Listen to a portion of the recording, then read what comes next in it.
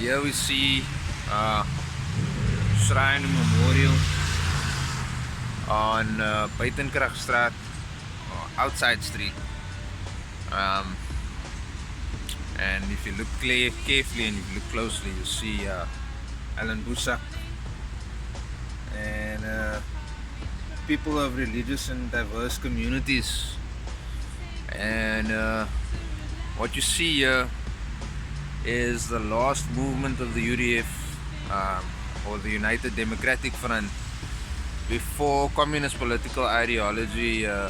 captured democracy in 1994. And evidently these things are becoming or unfolding evidently more true daily as BRICS essentially mobilizes a way of operation to diminish the diversity in the country and ultimately degrade access to true democracy and true representation. So we're here on the slave walk, and this is a memorial of what's called, this piece is dedicated to, well, it's called Dancing in the Melting Pot. And what that essentially resembles over generations is people who don't necessarily have the capacity of diversity, and that causes this threshold where people who don't have representation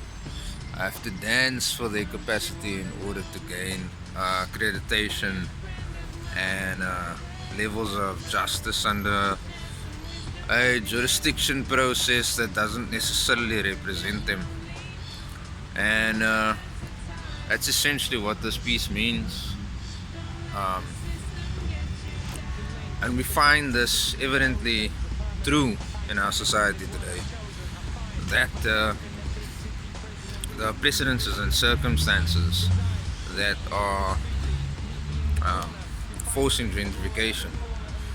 are generally due to the issues that there is lack of political representation in minority communities. These evidently forcing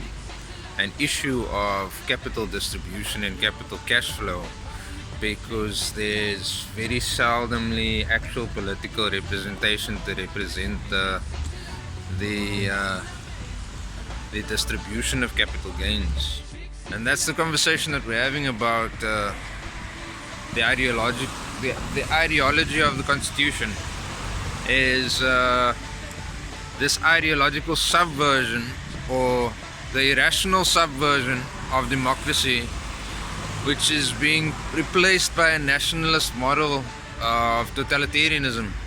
which is essentially disenfranchising the democratic procedure in order to gain access, or for minorities to have true democracy.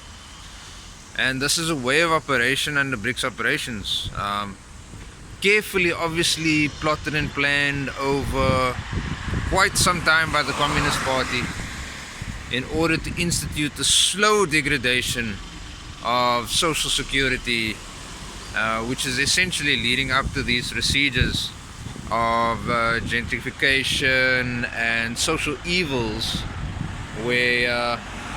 minorities often face minimal capital redistribution. So we're here in front of the slave lodge, and one of the major issues that you find with the continuation of systemic slavery is that the nullification of colored heritage under the gentrification process has led the country to move to a position where the nullification of slave heritage is a continuing process, and each generation loses a little bit more of the true history of slavery, and this to fit the model of the international slave history.